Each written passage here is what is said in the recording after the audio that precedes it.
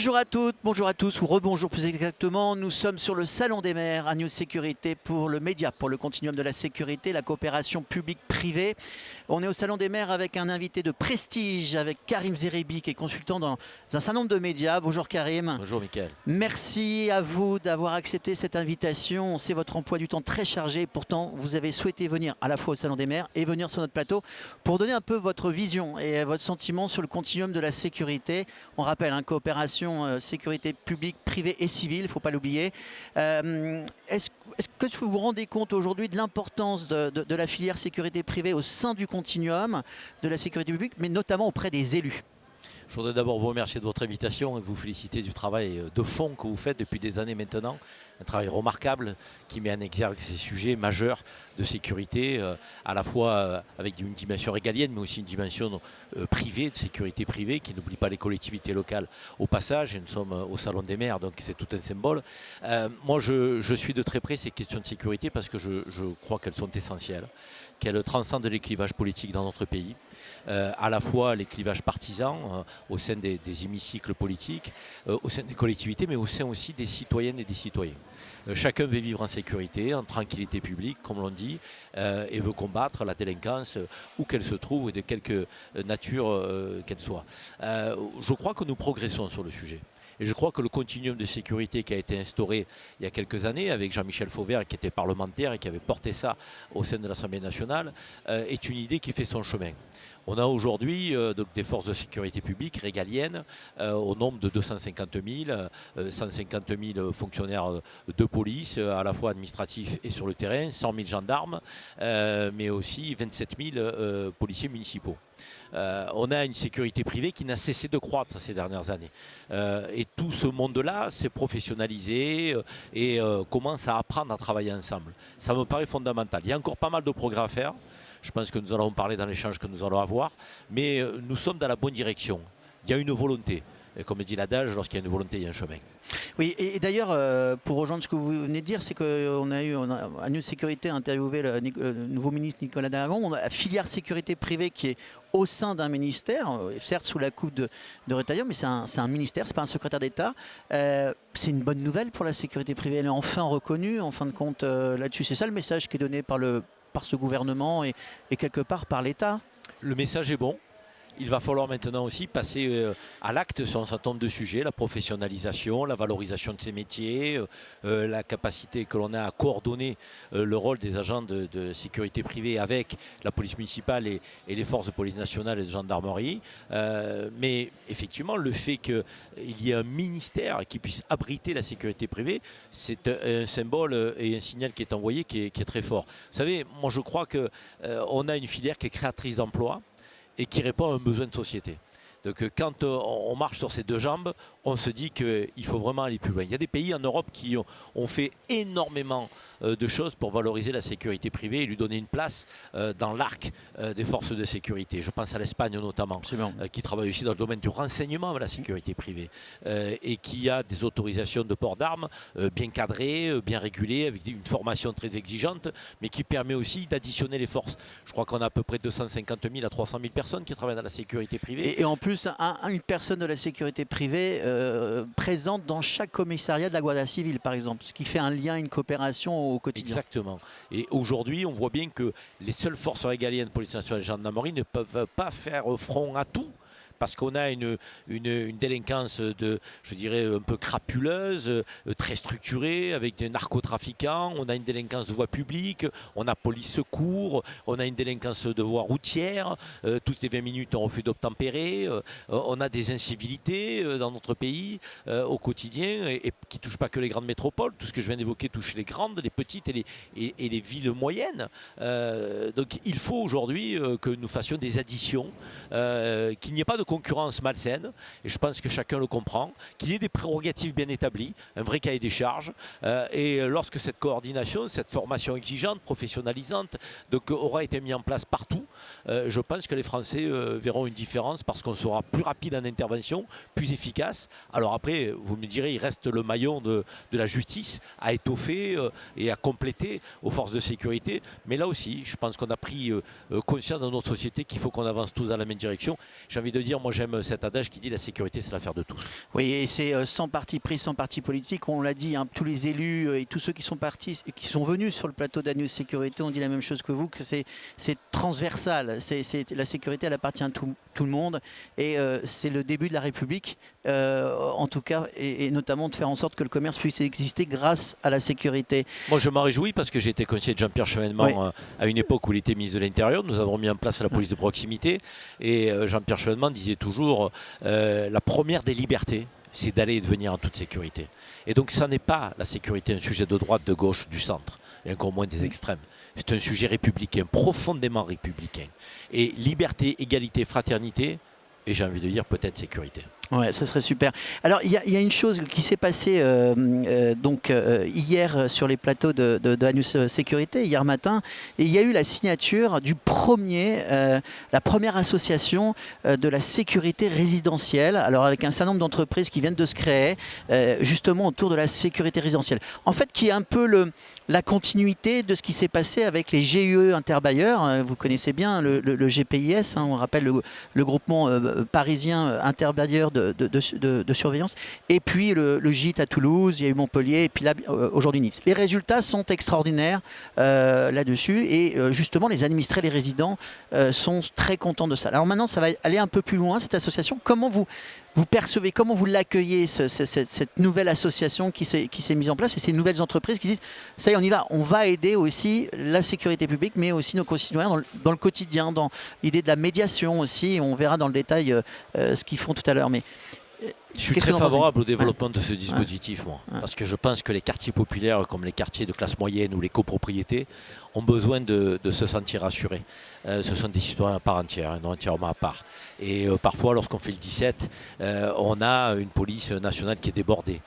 Parfois, lorsqu'on a une police municipale qui n'est pas suffisamment étoffée dans une ville, on a des difficultés aussi à répondre à tous les besoins et à intervenir. Si on a ce groupement interbailleurs qui se développe avec cette idée de protection, de sécurité, et puis surtout d'information, de renseignement, et de présence, de dissuasion, et c'est très important la prévention et la dissuasion, qui ne doit pas être opposée à la répression et à l'intervention, aussi vigoureuse soit-elle. Et donc je pense que les habitants de ces quartiers, à la fois encore une fois populaires, mais aussi de classe moyenne ou plus privilégiés, ont besoin de se sentir sécurisés. Lorsque vous avez une voiture sérigraphiée, sécurité, protection, qui arpente les rues, lorsque vous avez des gens en tenue qui sont bien identifiés, que vous pouvez interpeller, alerter, il y a un climat. L'insécurité, ce sont des faits, mais c'est aussi un contexte, une forme d'écosystème. Quand vous avez une zone qui est aujourd'hui en politique de la ville non entretenue, lorsque vous avez un éclairage défectueux, lorsque vous avez un endroit qui n'est pas entretenu en matière de propreté, ça crée un climat d'abandon. Et dans ce climat d'abandon, la nature a horreur du vide. Et c'est souvent ces territoires-là qui sont pris par les délinquants, les voyous. Donc il faut occuper le terrain. Et si on occupe le terrain avec des femmes et des hommes, qu'ils soient des forces régaliennes, qu'ils soient des forces communales, qu'ils émanent de la sécurité privée, tant qu'on occupe le terrain positivement, je pense qu'on va dans le bon sens. Et justement, dans cette sécurité résidentielle, il y a l'idée de la médiation. Vous en avez parlé tout à l'heure. Et ce n'est pas de la répression, on est dans la médiation, on est dans le dialogue. Et ça va jusqu'à des personnes âgées. On a souvent dans les journaux, on dit les personnes âgées, il y en a qui sont même décédés, personne n'est au courant depuis une semaine. Ça va être aussi leur rôle, c'est d'aller les voir, de s'entretenir avec eux. Donc il y a une dimension extrêmement sociétale, de rapprochement, de retrouver du lien entre les gens. C'est ça, cette nouvelle sécurité résidentielle. On peut en être que content de ça. J'apprécie beaucoup la manière dont vous amenez le sujet, parce que vous n'opposez pas la dimension sociale, la dimension humaine, à la dimension sécuritaire. Et l'un ne s'oppose pas à l'autre. Et on peut faire de la sécurité à visage humain, en créant du lien social. Et pas simplement en arrivant, une fois que les faits et les méfaits se sont déroulés, pour intervenir de manière musclée. Si on est présent en amont, on fait ce que vous évoquez. On crée du lien social, on aide la personne âgée, on identifie le jeune qui fait des études, celui qui va au sport, celui qui est éducateur sportif, et on crée de la discussion, de la médiation, du lien. Et je pense que notre société, plus que jamais, a besoin de créer ce lien. Et si on crée ce lien avec des acteurs qui connaissent le territoire, on arrivera à identifier plus facilement les fauteurs de troubles. Et on facilitera le travail des forces d'intervention, justement. Parce que lorsqu'elles arriveront sur un territoire, elles connaîtront et elles pourront faire la part des choses, informées par les agents qui sont présents au quotidien de qui fait quoi et de qui est qui. Et je crois que c'est fondamental. Et on en a manqué de cette possibilité de discernement dans les quartiers populaires, notamment ces dernières années. Et quand vous envoyez des forces de police qui ne connaissent pas un territoire pour intervenir... Et qui ne sont pas formés pour ça non plus. Qui ne sont pas formés pour ça. Elles ont parfois tendance à ne pas faire la part des choses entre la personne honnête et la personne malhonnête. Et on ne peut pas en vouloir aux fonctionnaires de police. On peut en vouloir à ceux qui sont des donneurs d'ordre, qui les utilisent de la sorte. Mais si on a ces forces privées qui interviennent en amont et qui peuvent être, je dirais, des forces qui informent, qui alertent et qui maîtrisent le territoire, alors je pense... C'est un peu des forces d'anticipation, de médiation et de relevé d'informations, de renseignements. Anticipation, dissuasion, prévention. On n'oublie pas, Karim Zeribi, que vous avez été aussi au cœur d'un système qui est la RTM à une certaine époque. Donc vous avez connu et vous connaissez parfaitement le lien entre la coopération publique et privée. Vous avez même été un peu avant-gardiste de ce système-là. Quel conseil, pardonnez-moi, vous pourriez donner à la filière sécurité privée cette fois-ci, et notamment à la Fédération française de la sécurité privée que vous connaissez bien, et à l'ensemble des associations et des syndicats qui la composent? Valoriser les agents. C'est un métier humain. Il faut valoriser les hommes avec un grand H, donc les femmes et les hommes qui y travaillent. Et valoriser, ça veut dire les payer convenablement, mais pas seulement. Ça veut dire bien les équiper, bien les former. Il faut qu'il y ait de la considération pour ce métier-là. Parce que cette considération, elle rejaillira sur la population. Et il faut qu'on donne envie à ceux qui sont aujourd'hui sur le marché du travail d'aller vers ces métiers-là. Et on donnera envie s'il y a des perspectives aussi d'avenir, de promotion à l'intérieur de ces métiers. On ne peut pas être agent de sécurité toute sa vie.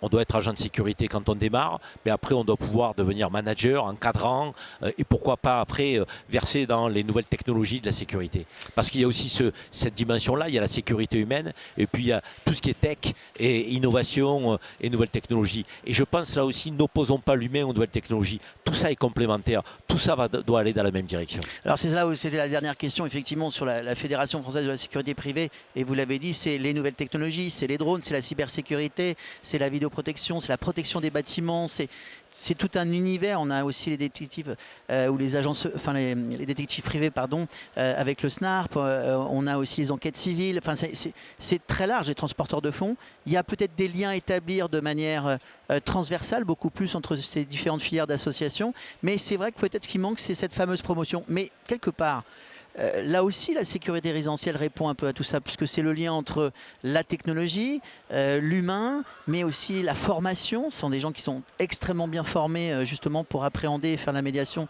par rapport à ce que vous évoquez. Est-ce qu'on n'est pas là dans un tournant historique en fin de compte? Je le pense, dans un tournant sur la nature des métiers, dans un tournant aussi sur la manière dont nous allons protéger nos concitoyens, nos compatriotes et nos territoires. C'est fondamental parce qu'en réalité, ces métiers-là vont créer de nouveaux métiers.